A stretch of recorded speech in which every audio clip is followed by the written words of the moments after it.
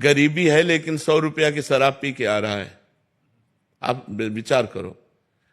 परिवार में बड़ी समस्याएं लेकिन वो व्यभिचार प्रवृत्ति से युक्त है, वो हिंसा प्रवृत्ति से युक्त है, वो गलत आचरण करता है, तो इसका दंड तो भोगना ही पड़ेगा ना। ये धर्मात्माओं का देश है, ये धर्मशील देश है, ये कर्म भूमि है। अन्य देशों को ऐसा नहीं कहा गया, हमारे शास्त्रों में भारत को कर्म भूमि कहा गया है। अब ये विचार प्रवृत्ति कैसी फैल रही है, बॉयफ्रेंड गर्लफ्रेंड, ये कौन पवित्रता का आचरण धारण कर रहा है? सब मनमानी आचरण धारण कर रहे हैं। तो फिर उनको किसी न किसी विधान से अपने कर्म का फल तो भोगना पड़ेगा। तो कर्म भोग इसी में आता है कि दुख है, दरिद्रता है, विपत्ति है और डिप्रेशन है, नाना प्रकार की प्रतिकूलताएं हैं, इसी में तो दुख आता है। तो दुख ही पाप का मार्जन करता है।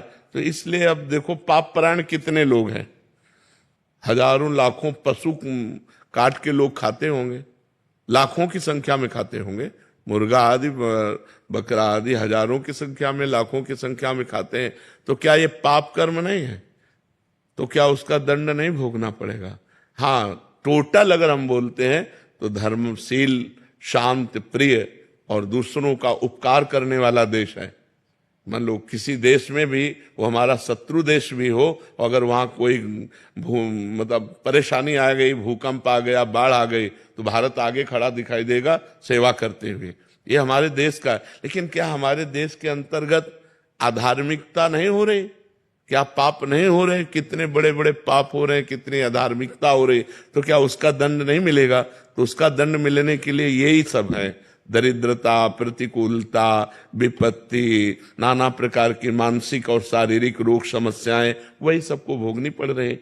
यदि सब धर्मशील हो जाएं, ठीक से चलें, तो सब स्वस्थ रहें, सब आनंदित रहें। लेकिन सब ऐसे नहीं कर रहे हैं। आप खुद देख लीजिए कितना बड़ा अनाचार दुराचार भारत में भी हो रहा है।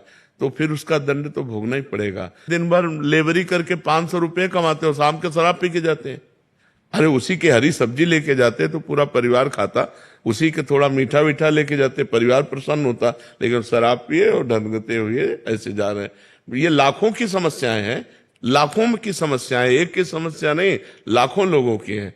भगवान ने तुम्हें दिया है तो तुम अपना मनोरंजन मार करके दूसरे का जीवन यापन कर सकते हो।